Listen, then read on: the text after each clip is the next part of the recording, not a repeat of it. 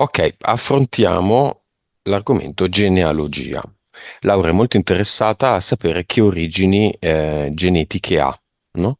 Quindi il test del DNA, che in molte parti del mondo laboratori praticano, e ha scoperto di essere in parte greca, in parte askenazita, piccole percentuali, e anche appunto africana. È attendibile questo test, Monica? Allora, io ti dico quel che mi viene, però può essere anche frutto di un mio pregiudizio, perché io non è che sono esente da queste cose, no? Che c'è proprio la volontà di raccogliere il nostro DNA in svariati modi. Mm? Quindi questa sicuramente è anche una maniera interessante che può incuriosire tanti, no? A rilasciare il proprio DNA per avere questo tipo di informazioni.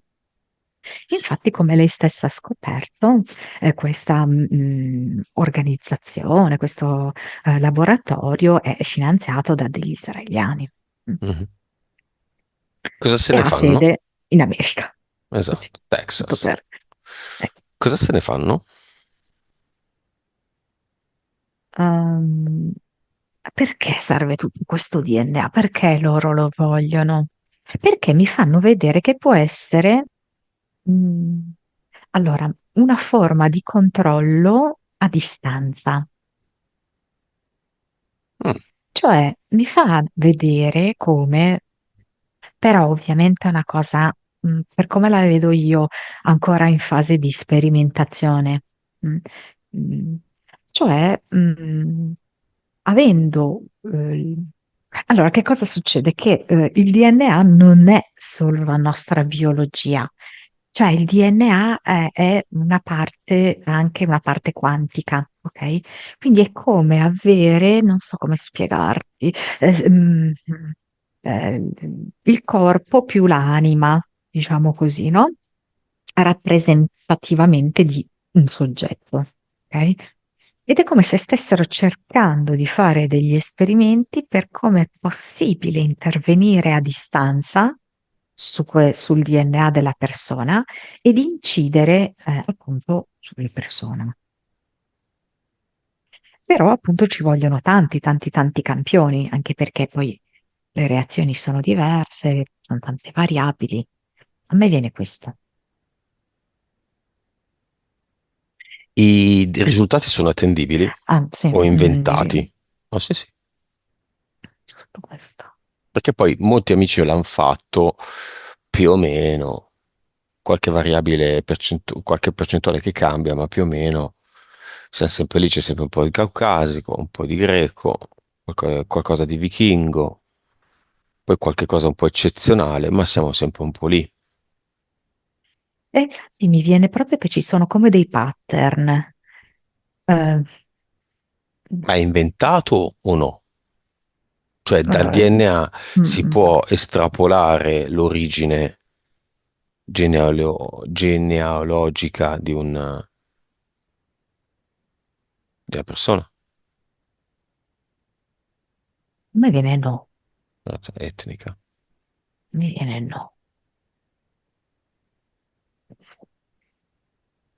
No, ed è come se proprio si basassero su questi pattern È fake. e ne estraggono uno, Mamma che mia, sia quindi è fake. compatibile. Allora, a me viene così, però non lo so se è giusto quello che a me viene, Monica, e che sia esiste? compatibile con più o meno, sai, l'età, la zona e tutto. Sai quelle indaginine che poi finiscono in un inferno, no? Se esiste per colpa mia, esiste il DNA Ashkenazita, siccome Laura è stato riscontrato in 10, in 4, una roba così.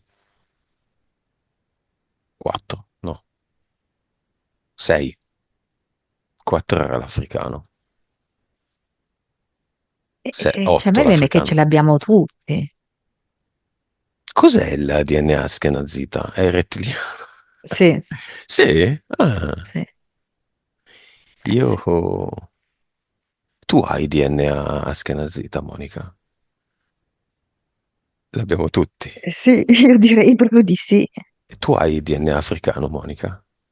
Anche perché Anche? quello askenazita e quello africano, sì, perché li vedo proprio come. Simili? C'ho dei componenti, no, simili no, però come se fossero dei componenti primordiali. Mm. Il DNA africano è più della terra di un DNA scandinavo, nordico, È più, cioè, scusami, è più legato frequente? al pianeta Terra, cioè è più antico. Ah, è più antico. A me viene di sì.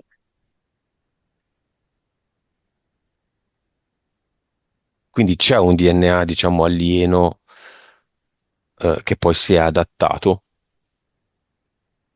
Sì, perché mi porta sempre così in un luogo che può essere, diciamo, più o meno l'Africa centro ovest, in cui come se ci fosse sotto qualcosa, in cui ci sono, tipo, sai, questi ragni chimera, questi rettili. È come se fosse proprio un posto centrale, no? Di culla quasi. Mm, va bene. Va bene.